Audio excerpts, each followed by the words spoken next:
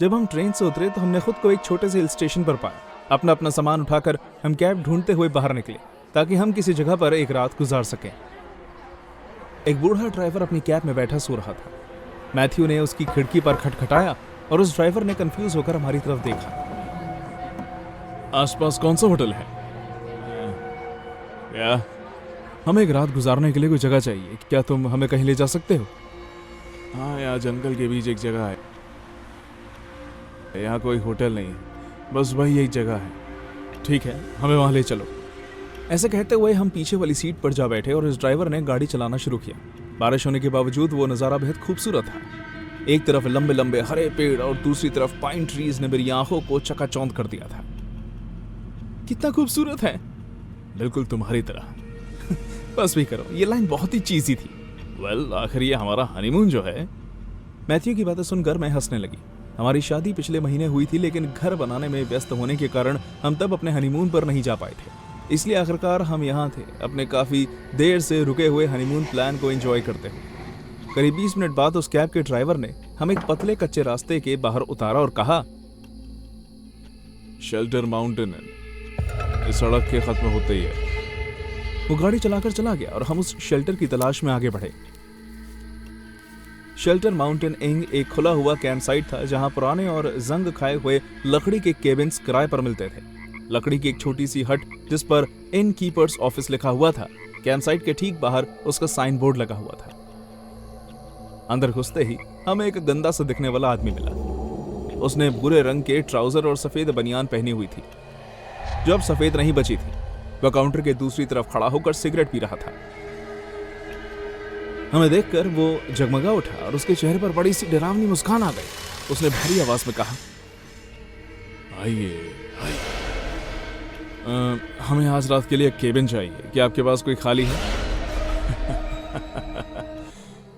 इस वक्त तो सभी खाली हैं सर। बारिश के इस मौसम में मेरे यहाँ ज्यादा कस्टमर नहीं आते, लेकिन मुझे फिर भी यहाँ अकेला महसूस नहीं होता। ऐसे कहते हुए वो अजीब ढंग से बाहर देखने लगा, जैसे कि कोई वहां हो। मैंने मैथ्यू के कान में कहा, ये कितना अजीब बर्ताव कर रहा है। कम ऑन, सिर्फ एक रात की तो बात है। तो भाई ठीक है, हम केबिन ले लेंगे। कितने हुए? $50 एक रात के सर। $50? तो मैंने लगता है इस जगह के हिसाब से तुम कुछ ज्यादा ही पैसे मांग रहे हो। मैं आपको स्पेशल कपल कॉटेज दूंगा सर। हाँ ठीक है ठीक है।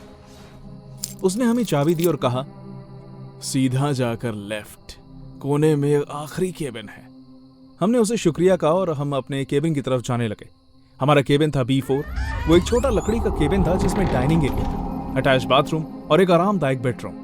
हैरानगी की बात यह थी कि वो केबिन काफी साफ था, जिसकी मुझे उम्मीद नहीं थी। वहां पर एक बात मुझे बहुत अजीब लगी। एक लकड़ी के शेल्फ पर बहुत सारी पुरानी वीडियो टेप्स रखी हुई थी। आजकल के जमाने में आकर वीडियो टेप्स कौन देखता है? मैथ्यू उस टेप की कलेक्शन को देखने लगा और मैंने लंबे थका देने वाले सफर के बाद कपड़े बदल लिए। बाहर तूफान शुरू हो गया और मैं अंदर आग जला दी ताकि थोड़ी गर्माइश मिल सके। क्योंकि हमारे पास करने के लिए कुछ नहीं था, इसलिए मैथ्यू और मैंने कोई टेप चलाने के बारे में सोचा। हम तय करने लगे कि कौन सी टेप देखें, और तभी मेरी नजर एक ऐसी टेप पर गई जो पूरी तरह से काली थी और उस पर कोई नेम टैग नहीं लगा हुआ था। उत्सुक होकर हमने टेप चलाई। हम दोनों में से किसी ने भी इस तरह की वीडियो की उम्मीद नहीं की थी। वो टेप अचानक से खत्म हो गई और टीवी खुद ब खुद बंद हो गया। वो भी मैंने उस टेप में देखा। उसके बाद मैं वैसे ही बहुत डर गई थी। आखिर वो क्या था? मुझे नहीं पता। क्या तुमने उस औरत को देखा? वो ऐसा बर्ताव क्यों कर रही थी? मैंने तुम्हें कहा था कि मुझे ये जगह नहीं पसंद। यहाँ शुरू से ही सब अजीब हो रहा है। क्या तुमने वो सुना? क्या सुना? टक टक की आवाज। अब बस भी करो, बहुत हुए तुम्हारे फालतू के जोक्स। मुझे डराना बंद करो। नहीं, मैं मजाक नहीं कर रहा, ध्यान से सुनो। हम दोनों चुप हो गए और इस बार मुझे भी हल्की हल्की टक टक की आवाज सुनाई थी, जैसे कोई कांच पर खटखटा रहा हो। मैथ्यू और मैंने फायरप्लेस के पास बनी कांच की खिड़की की तरफ देखा। तेज बारिश और बिजली के अलावा हमें वहां और कुछ भी दिखाई नहीं दिया, लेकिन वो आवाज फिर हुई और इस बार थोड़ी और जोर। मेरी आंखें फौरन टीवी की तरफ घूमी। क्या ये वहां से आ रही है? मैथ्यू टीवी की स्क्रीन के पास गया और उसकी तरफ झुका। मैं अपनी सांसों का तेज होना सुन सकती थी। आखिर कोई टीवी के अंदर से कैसे खटखटा सकता है भला? मैथ्यू ने उस खाली स्क्रीन की तरफ अपना कान लगाया और सुनने की कोशिश की, लेकिन कोई आवाज नहीं हुई।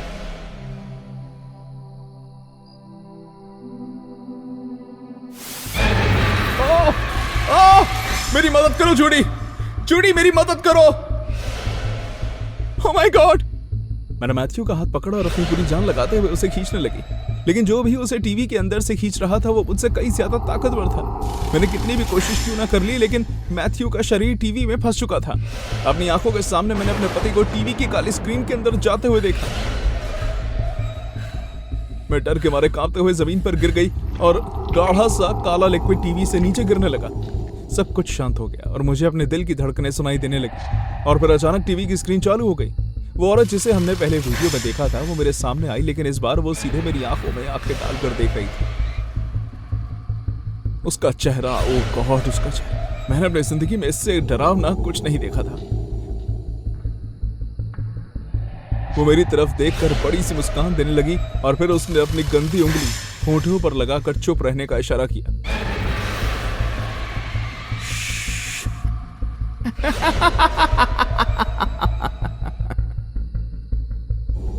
कौन हो तुम? तुमने मेरे पति के साथ क्या किया है? उसने अपना बड़ा और खाली मुंह खोला और उसके अंदर इशारा करते हुए कहा कि वो मेरे पति को खा गई। भूख से संतुष्ट कर देने वाली मुस्कान उसके चेहरे पर आ गई और टीवी की स्क्रीन एक बार फिर काली हो गई। मैं जमीन पर बेहोश हो गई। अगली सुबह मैं जानी पहचानी आवाज सुनकर उठी। जूडी, जूडी उठो, क्या भाग गई है? हम लेट हो जाएंगे जान, ना उठ जाओ। मैंने आंख खोली और खुद को अपने पजामाज में बेड पर पड़े हुए पाया। मैथ्यू अपने चेहरे पर बड़ी सी मुस्कान लिए ठीक मेरे साथ बैठा हुआ था। मैं चौंक कर उठ गई। तुम तो जिंदा हो क्या?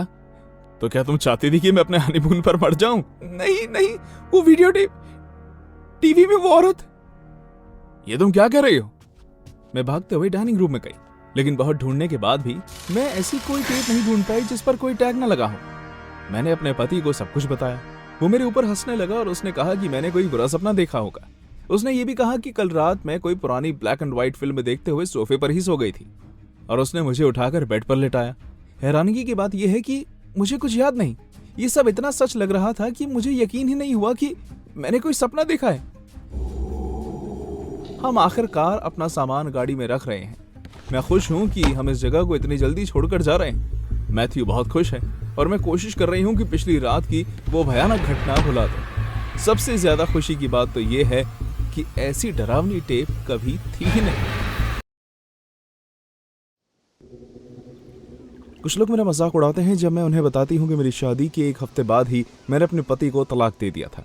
कुछ कहते हैं कि तुम्हारे अंदर सब्र नहीं है, शादी एक बहुत बड़ी जिम्मेदारी है और उसे निभाने के लिए बहुत से बलिदान देने पड़ते हैं। तो कुछ कहते हैं कि तुमने गलती की कि इतनी जल्दी शादी कर ली। लेकिन वो सब चुप हो जाते हैं जब मैं उन्हें बताती हूँ कि मैंने ऐसा क्यों किया। मैं बहुत ही आसानी से किसी के भी साथ घुलने मिलने वाली लड़की हूँ। मुझे पार्टीज में जाना, नाचना, मजे करना बहुत पसंद है। ये उनमें से ही एक दिन की बात है जब मैं कुछ ड्रिंक्स और थोड़ा सा नाचने के बाद मुझे चक्कर आने लगे। ऐसा पहले कभी नहीं हुआ था। मैं जल्द ही बार के पास वाले स्टूल पर जाकर बैठ गई और मैंने देखा कि मेरे पास एक बहुत ही हैंडसम नौजवान अकेला बैठा हुआ था। हे, तुम्हारा नाम क्या है? मैं फिलिप। और तुम? उस रात के बाद जब हमने बातें की और काफी मजा किया, हम दोनों को एक साथ आने में वक्त नहीं लगा। फिलिप मेरे लिए बिल्कुल सही लड़का था, काइंड, केयरिंग और फनी। हालांकि उसे नए लोगों के बीच जाने में झिझक होती थी, इसलिए उसे बाहर जाना, लोगों से मिलना, उनसे बातें करना पसंद नहीं था। लेकिन उसे पता था कि मुझे ये पसंद है, इसलिए उसे कोई दिक्कत नहीं थी। कुछ ही महीनों में हम बहुत करीब आ गए। तुम मेरी पूरी दुनिया हो जान। ओह फिलिप, तुम कितने रोमांटिक हो। और मेरी बात अभी पूरी नहीं हुई। मुझे तुम्हारा ख्याल रखना पसंद है। मुझे इस बात से कोई फर्क नहीं पड़ता कि अगर तुम मेरे अलावा भी किसी और के बारे में सोचती हो तो, क्योंकि मैं सारा दिन बस तुम्हारे ही बारे में सोचता हूँ। मेरी जिंदगी में सिर्फ तुम ही हो जिसे मैं बेशुमार प्यार करता हूँ और करता रहूंगा। इसलिए मैं अपनी पूरी जिंदगी तुम्हारे साथ बिताना चाहता हूँ। क्या तुम मुझसे शादी करोगी? Oh my God, of course मैं करूंगी। मेरी शादी ठीक वैसे हुई जैसे मैंने सोचा था। यहाँ तक कि फिलिप ने मेरी हर छोटी छोटी ख्वाहिश का ख्याल रखा। उसने मेरी हर बात मानी। लेकिन जब हमने अपने हनीमून की बात की तो हालात पूरी तरह बदल गए। तुम किस जगह जाना चाहोगे? यूरोप शायद? मैं तो साउथ अमेरिका की किसी देश में जाने के लिए बहुत उत्सुक हूँ। या फिर हम इस देश से बाहर कहीं नहीं जाएंगे। हाँ, पर क्यों? मैं इसी देश के किसी दूसरे कोने में जाना चाहता हूँ। मैं गाड़ी चलाने के लिए तैयार हूँ, मुझे कोई एतराज नहीं। लेकिन क्या तुम्हें नहीं लगता कि उसमें तुम काफी थक जाओगे? शायद मैं पहले ही तुम्हारी हर बात मान चुका हूँ।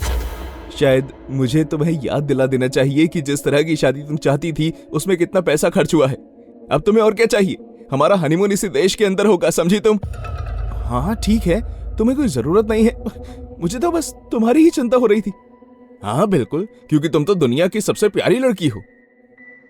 उसने तय किया कि हम एक ऐसी जगह जाएंगे जहां पहुंचने में हमें कई दिन लगेंगे, लेकिन मुझे इस बात की कोई चिंता नहीं थी क्योंकि फिलिप ने एक अच्छा प्लान बनाया था। वो पहले ही सोच चुका था कि हम फाइनल डेस्टिनेशन पर पहुंचने से पहले कहां खाएंगे, कहां रुकेंगे, और वो एक परफेक्ट प्लान था। पहले दिन हम घर से सुबह काफी जल्दी ही निकल गए थे। हम सुबह के नाश्ते, दोपहर के खाने और रात के खाने के लिए अलग अलग जगह रुके।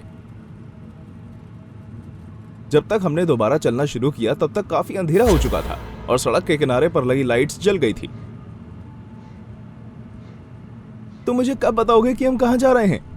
मेरे पति ने सड़क की तरफ वापस देखने से पहले मुझे कुछ देर के लिए घूरा, लेकिन उसने कोई जवाब नहीं दिया।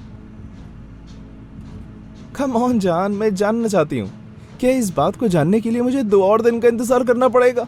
प्लीज। बस करो प्लेयर, तो मुझे पागल कर रही। आखिर तुम इतने उतावली क्यों हो? सब्र करो कुछ देर के लिए। मैं तो बस जानना। मैं तुम्हें आखिर सरप्राइज देना चाहता हूँ, तुम्हें इतनी सी बात समझ में क्यों नहीं आती? तुम्हें इतना परेशान होने की जरूरत नहीं है, मैं तो बस मजाक। ये क्या कर रहा है? अचानक मेरे पति ने गाड़ी रोक दी। क्या? हमारे सामने एक आदमी था जो अपने हाथ में एक बच्चे की स्ट्रोलर लेकर हमारी गाड़ी की तरफ चल रहा था, जबकि मैं उसे ठीक से देख भी नहीं पा रही थी। बस मुझे इतना पता चल पा रहा था कि वो आदमी देखने में ताकतवर लग रहा था। उसके सर पर कोई बाल नहीं थे और उसने जो कपड़े पहने हुए थे वो इस मौसम के हिसाब से ठीक नहीं थे। वो अजनबी हमारे इतने करीब आ गया कि फिलिप गाड़ी को पीछे लेने लगा। फिलिप,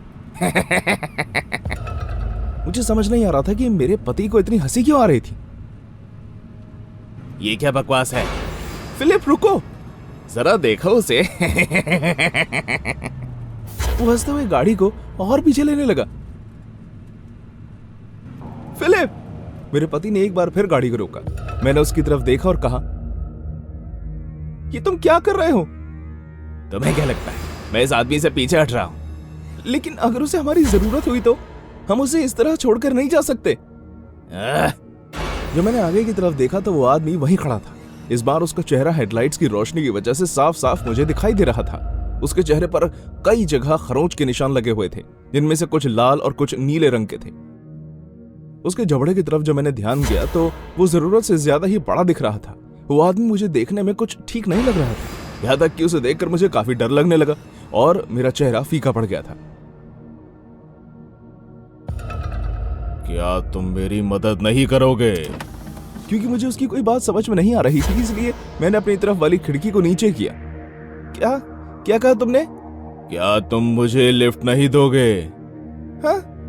मुझे इसकी बहुत जरूरत है। वो क्या है कि हम... मेरे बच्चे को बहुत ठंड लग रही है, हमें जल्द से जल्द घर पहुंचना होगा। हम अपने हनीमून पर जा रहे हैं, शायद वो मर जाएगा, वो ठंड में जम जाएगा और इसके जिम्मेदार सिर्फ तुम होगे। ऐसे कहते ही उस आदमी ने फौरन उस स्ट्रोलर का मुंह हमारी तरफ किया ताकि हम देख सकें कि वो उसके अंदर क्या लेकर चल रहा है। ये क्या बकवास है? इस पूरे वक्त वो आदमी उसमें एक पंछी को लेकर घूम रहा था जो देखने में मरा हुआ लग रहा था और यहाँ तक कि उसके पंख भी टूटे हुए थे। अचानक फिलिप दोबारा से गाड़ी पीछे की ओर लेने लगा।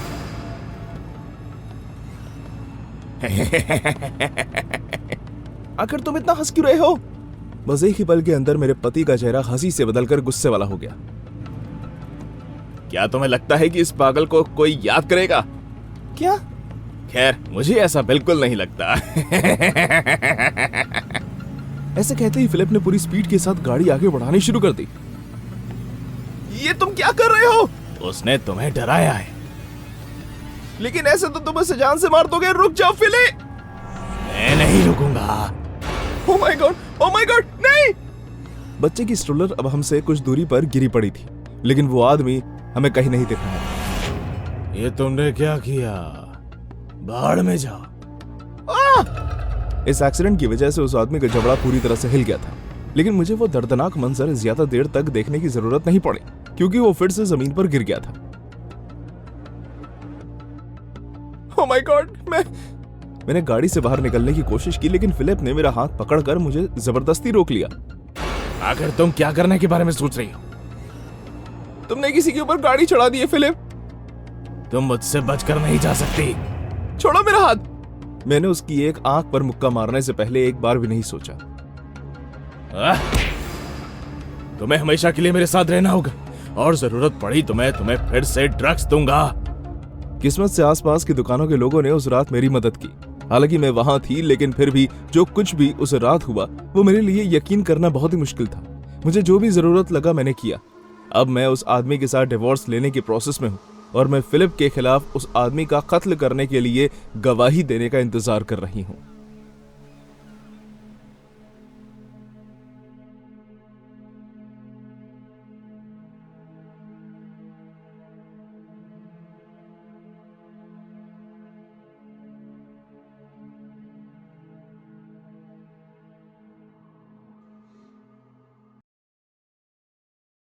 शादी किसी भी इंसान की जिंदगी का सबसे खूबसूरत पल होता है, एक ऐसा लम्हा जिसे आप बुढ़ापे तक याद रखते हो और अपने बच्चों के बच्चों को उस दिन की वीडियोस दिखाकर बोर करते हो।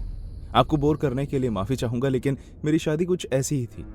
हालांकि हम सिर्फ 1 साल पहले ही मिले थे, लेकिन वो बहुत ही अलग पल था जब शेरॉन और मैंने दुनिया के सामने हमें इस रिश्ते की शुरुआत की। इस तरह की शादी के बाद हनीमून और भी बेहतर होने वाला था, या फिर मैंने तो ऐसे ही सोचा था।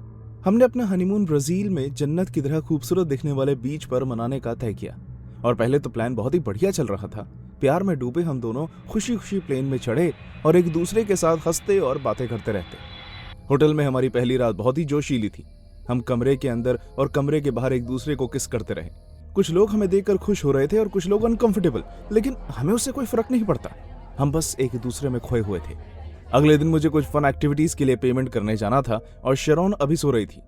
मेरा उसे उठाने का कोई इरादा नहीं था, लेकिन जैसे ही मैं चेंज करके जाने के लिए रेडी हुआ, मैंने उसकी मधुर आवाज सुनी। वो बेड पर लेटी हुई थी। तुम कहाँ जा रहे हो जान? ओह, मैं तुम्हें उठाना नहीं चाहता था। मैं कुछ एक्टिविटीज के लिए पेमेंट करने जा रहा हूँ ताकि हम बोट से आइलैंड पर जा सके। मैं जल्द ही आ जाऊंगा, तुम सो जाओ। मेरा पति मुझे और सोने के लिए कह रहा है? मैंने लॉटरी जीत ली है क्या? हाँ बिल्कुल, लेकिन क्योंकि अब तुम उठ गई हो तो तुम्हें उसकी कीमत तो चुकानी ही पड़ेगी। मैं उसके पास गया और उसे किस किया। मुझे आज से पहले कभी किसी चीज की कीमत देने में इतनी खुशी महसूस नहीं हुई। मुझे ज्यादा देर इंतजार मत करवाना जान। मुझे देर तक तुम्हारा इंतजार करना बिल्कुल पसंद नहीं। तुम जानती हो कि मैं ऐसा बिल्कुल भी नहीं करूंगा जान। मैं जल्द वापस आता हूं। मैं एक्टिविटीज की खोज में बीच पर गया, जहां पर बहुत से लोकल्स उसे बेच रहे थे। अगले दिन शेरॉन के साथ वहां जाने का सबसे बढ़िया पैकेज लेने के बाद मैं बेसब्री से होटल में गया, जहां मेरी बीवी मेरा इंतजार कर रही थी।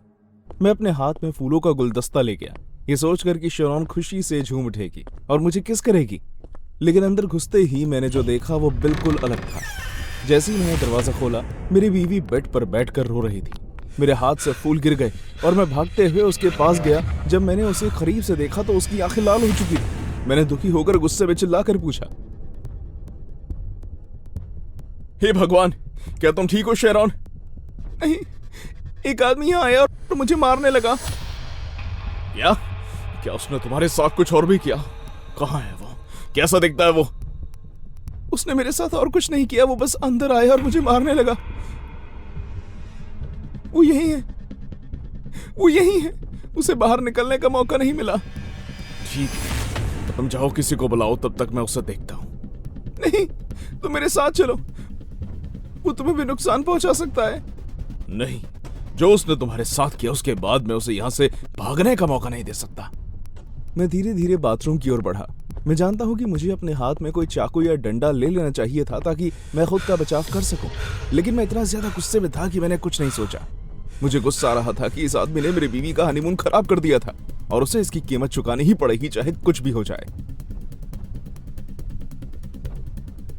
मैंने बाथरूम की लाइट जलाई लेकिन वहां कोई नहीं दिखा। मैंने दरवाजे के पीछे देखा, वहां भी कोई नहीं छुपा था। मैं धीरे से उस जगह की तरफ गया जो उसके छुपने की आखिरी जगह हो सकती थी, शावर कर्टन के पीछे। मैंने उस जगह पर आखिरी में जाने के बारे में ही सोचा हुआ था। ये बहुत खास पर्दे थे क्योंकि आप इनके पीछे की जगह नहीं देख सकते। हर कदम पर मेरा गुस्सा बढ़ता जा रहा था। क्या वो आदमी कूदकर मुझ पर हमला करेगा? एक हाथ से मैंने पर्दे को पकड़ा और झटके से उसे खोल दिया। मेरी आंखें हैरानगी से और भी बड़ी हो गई। जो मैं देख रहा था उस पर मुझे यकीन नहीं हुआ। वहां कोई नहीं, कोई भी उस पर्दे के पीछे नहीं छुपा था। हेल्प! शरण की चीख की आवाज सुनते ही मैं उसकी तरफ भागा और उसे देखकर मैं और ज्यादा कंफ्यूज हो गया। शरण खुद ही को मार रही थी। शरण, मेरी मदद करो, ये आदमी वापस आ गया है, ये मुझे मार रहा है। शरण, बस करो, तुम खुद को ही मार रही हो। मैं उसे रोकने के लिए उसके पास गया, लेकिन वो अचानक खुद ही रुक गई। तुम इसकी मदद नहीं कर सकते, तुम किसी की मदद नहीं कर सकते। उसकी आवाज, उसका चेहरा, उसका खड़े होने का ढंग सब बदल गया। शरण एक अलग इंसान की तरह बर्ताव करने लगी। तुम ये क्या कह रही हो शरण? शरण यहां नहीं है, मैं वो हूं जिसने उसे मारा था। तुम मुझे ढूंढना चाहते थे? आओ, मैं तुम्हारे सामने हूं, क्या करोगे तुम मेरे साथ? आखिर ये क्या बकवास चल रहा था? क्या बचपन से जिन भूत प्रेत की कहानियों को मैं सुनता आया हूं वो सच थी? क्या शरण के अंदर किसी की आत्मा आ गई थी? नहीं, ये नहीं हो सकता। शायद उसमें मल्टीपल पर्सनालिटी डिसऑर्डर हो। मैं उसे सालों से जानता हूं, ये सब उसे अब ही क्यों हो रहा है? और लवर बॉय, क्या तुम इस बारे में कुछ नहीं करोगे? चुप हो जाओ। तुम्हें पता है क्या, तुम जैसे लोगों पर मुझे घिन आती है।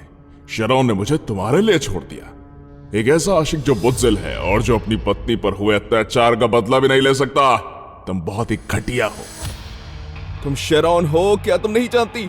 अपने आप को आईने में देखो। अच्छी कोशिश है, लेकिन तुम्हें पता है क्या, अगर तुम अपनी बीवी को नहीं बचा सकते तो उसे मरना होगा। तुम मेरी मदद क्यों नहीं करते? ये मुझे मार डालेगा, रोको इसे। मैं उसकी तरफ भागा और डर के मारे मैंने उसके हाथ से चाकू छीन लिया। जो भी शरण के अंदर था उसने मुझे रोकने की कोशिश नहीं की, बल्कि वो अकड़ने लगा। अपना मानसिक संतुलन खोकर शरण जमीन पर गिर गई और बुरी तरह से कांपने लगी। मुझे समझ नहीं आ रहा था कि मैं क्या करूं, इसलिए उसे अपने होश में वापस लाने के लिए मैं उसे जोर से अपनी ओर खींचना शुरू कर दिया। मैं बहुत घबरा गया था, मुझे डर था कि शरण मर जाएगी। अचानक जैसे कुछ हुआ ही ना हो, वो अपने होशा आवाज में आई और जोर जोर से चिल्लाने लगी। तुम मुझे क्यों मार रहे हो? रुक जाओ, मुझे लगा था कि तुम मुझसे प्यार करते हो। आखिर हम अपने हनीमून पर आए हैं, तुम मुझे मेरी जिंदगी के सबसे खूबसूरत पल में अकेला छोड़कर नहीं जा सकते। क्या? हैरान होकर मैंने उसे छोड़ दिया और मुझे आसपास से कुछ आवाजें सुनाई देने लगी। मैं अपनी बाईं ओर देखा, दरवाजा खुला हुआ था और दरवाजे पर एक मेड और 2 सिक्योरिटी गार्ड्स खड़े थे। उसके बाद सब कुछ खत्म सा हो गया, जैसे कि मैं कोई और इंसान था। शरण ने मेरे ऊपर उसे शादी से पहले और बाद में मारने का आरोप लगाया। किसी को मेरी बात पर विश्वास नहीं हुआ और वो न सिर्फ अपनी बात पर अड़ी रही, बल्कि उसने डरने का नाटक करते हुए ये अपील की कि वो मेरे साथ एक कमरे में भी नहीं रह सकती। जल्द ही मेरे पास तलाक के कागज आ गए और मैंने सब कुछ समझ गया। मैं एक बहुत ही अमीर आदमी था और उसे एक हिस्सा चाहिए था।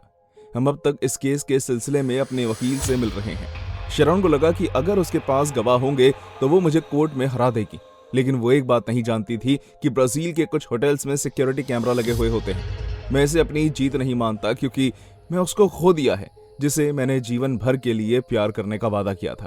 अगर उसके अंदर किसी आत्मा का वास होता या फिर व्यक्तित्व विकार होता तो भी मैं उसे कभी नहीं छोड़ता और उसकी मदद के लिए जरूर कोई पुजारी या मान चिकित्सक ढूंढता। लेकिन अब मैं समझ गया था कि ऐसा नहीं है। सच तो यह है कि मैंने शादी करने के लिए एक ऐसी लड़की को चुना जिसे मैं ठीक से जानता भी नहीं था, और किसी भी इंसान को पूरी तरह जानने के लिए एक जिंदगी काफी भी नहीं है।